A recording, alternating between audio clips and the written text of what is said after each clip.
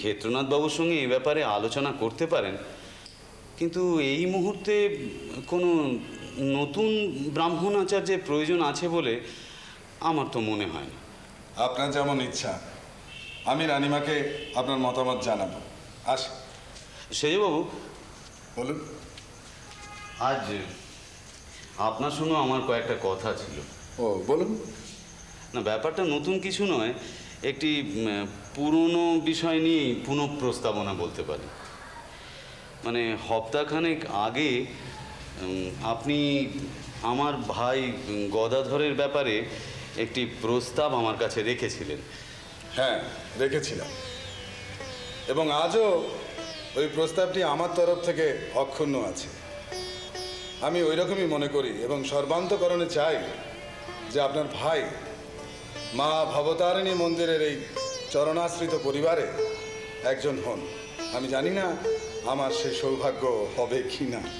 হ্যাঁ, আমি জানি গদাধর এই মন্দিরের একজন হয়ে উঠুক, এটা আপনার ঐকান্তিক ইচ্ছা। আমারও তাই। আপনার যখন ইচ্ছা তখন তো আর কোনো ভাবনাই নেই। না না, আমার ইচ্ছে হলেই যে গদাধরের ইচ্ছে হবে এমনটি ভাবার কোনো কারণ নেই। তার কারণ আপনাকে তো আমি আগেই বলেছি যে গদাধরের মানসিকতা, তার বিশ্লেষণ, তার বিচার বুদ্ধি, এ সবই আর পাঁচজনের থেকে একটু স্বতন্ত্র ধরনের, যা ওর একান্ত নিজস্ব চিন্তা।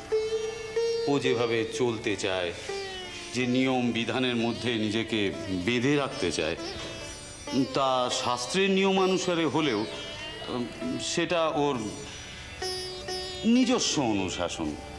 সেখানে অন্য কারুর ইচ্ছা বা অভিমতের ওপর ও খুব একটা দাম দেবে বলে আমার তো মনে হয় না।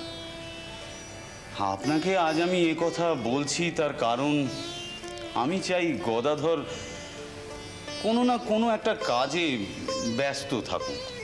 কারণ ওর যা মতিগতি, ও যে কখন কোথায় চলে যায় এ নিয়ে আমার আজকাল ভারী দুশ্চিন্তা হয়। আপনি কি আপনার শরীর স্বাস্থ্য নিয়ে ভয় পাচ্ছেন ভট্টাচার্য মশাই? ভট্টাচার্য মশাই? হ্যাঁ, তা পাচ্ছি। কি জানেন, দোষের তো নয়, আমারও তো বয়স হচ্ছে। গদাধর আমার ছোট ভাই, ও আমার চেয়ে 31 বছরের ছোট।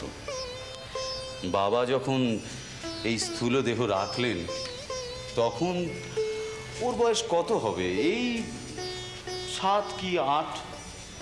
তখন থেকেই ও ভিন্ন প্রকৃতির, একটু বেশি মাত্রায় ধর্মপ্রবণ। সাধারণের মধ্যে ও থাকলেও ওর অসাধারণত্ব অনেকেরই কিন্তু দৃষ্টিগোচর হয়েছে।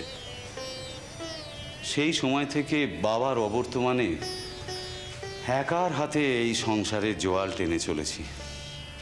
বোনেদের বিয়ে দিয়েছি। আমার মেজ ভাই রামেশ্বর, ও এখন পুজো আচার কাজ টাজ ধরেছে, মাও আছেন কোনো রকমে। কিন্তু আমাদের সবারই চিন্তা আমার এই ভাই গদাধরের ভবিষ্যৎ নিয়ে। এ নিয়ে আপনি কোনো চিন্তা করবেন না, কারণ মন্দির প্রতিষ্ঠার সময় বিধান দিয়ে তারপর মা ভবতারিণীর পুজোর সমস্ত দায়িত্ব কাঁধে তুলে নিয়ে আপনি আমাদের যে কৃতজ্ঞতা পাশে আবদ্ধ করেছেন, তাতে আপনার এইটুকু ভার আমরা লাঘব করতে পারবো না এমন অকৃতজ্ঞ আমরা নই। হ্যাঁ, তা আমি জানি। এই ব্যাপারে আমি একেবারেই নিশ্চিন্ত। আর সেই জন্যেই তো আপনাকে বলা, আপনি আমাদের অভিভাবক। তবে প্রসঙ্গত একটা কথা বলি। বলুন। সেটা হলো, আপনার ভাই একটু অন্য ধরনের মানুষ। এই সামাজিক অবস্থায় সে অচল, কারণ নিজেরটা একেবারেই বুঝে নিতে পারে না। জানি, কি জানি, হয়তো মা ভবতারিণীর এই ইচ্ছে, অন্যের ভাবনা ওকে দিয়েই বহাবে। আপনি এমন কথা বলছেন কেন? বলছি তার কারণ ওর তো নিজের সম্বন্ধে কোনো ভাবনাই নেই। যেখানে সেখানে ঘুরে বেড়ায়, গান গায়।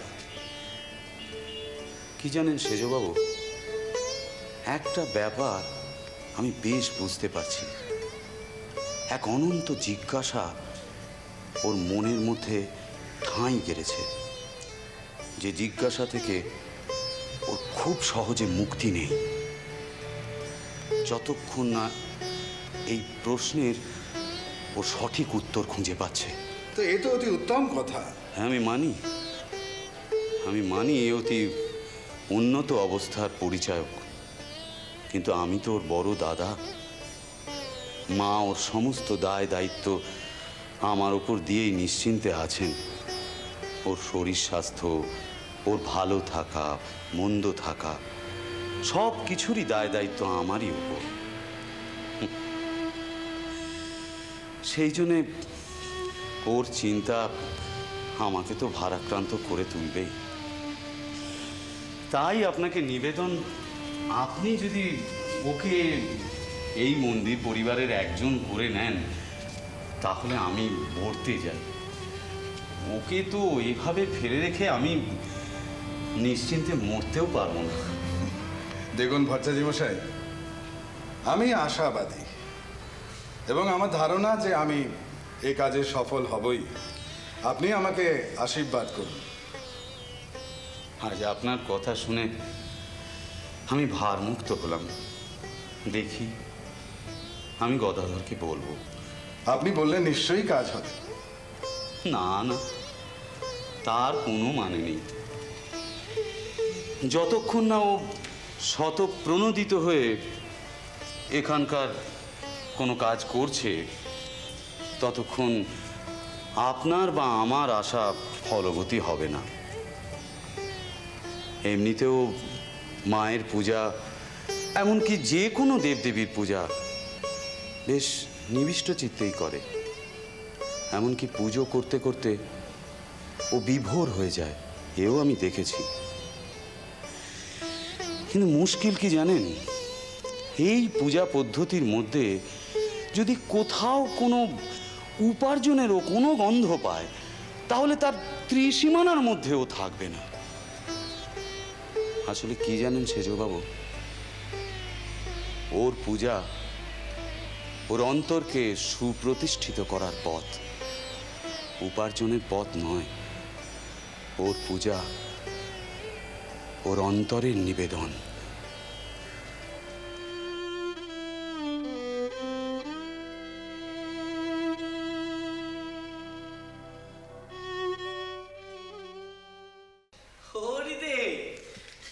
গঙ্গায় নেমেছিলুম মাটি তুলতে। এই মাটির তাল দিয়ে আমি তাকে গড়ব। যে কথাটা আমি তোমার কাছে বলতে এসেছিলাম সেটা হলো, তোমার মামাকে দেখলাম একটি শিব মূর্তি নিয়ে পুজোয় বসেছে। ওই মূর্তি তুমি পেলে কোত্থেকে? ও মূর্তি আমি এনে দিইনি, বিশ্বাস করুন। তাহলে? ও মূর্তি মামা নিজে হাতে করেছে। আপনার ছোট ভাই গদাধর, ওকে আমার ভারী ভালো লাগে। আমার ইচ্ছে ওকে আপনার মন্দিরের কাজে আপনি টেনে নিন। আচ্ছা, আপনার এই বাসনার কারণটা কি? ও যেন গুটির মধ্যে লুকিয়ে থাকা প্রজাপতি। গুটি কেটে বাইরের পৃথিবীতে এলে ও নিজের প্রাকনার রঙে সবাইকে বিভোর করে দেবে। আপনি এই মূর্তিটা চেয়েছেন? হ্যাঁ। কি করবেন ওটা নিয়ে? এই তো সাহস তো কম না। শ্রীরাম কৃষ্ণ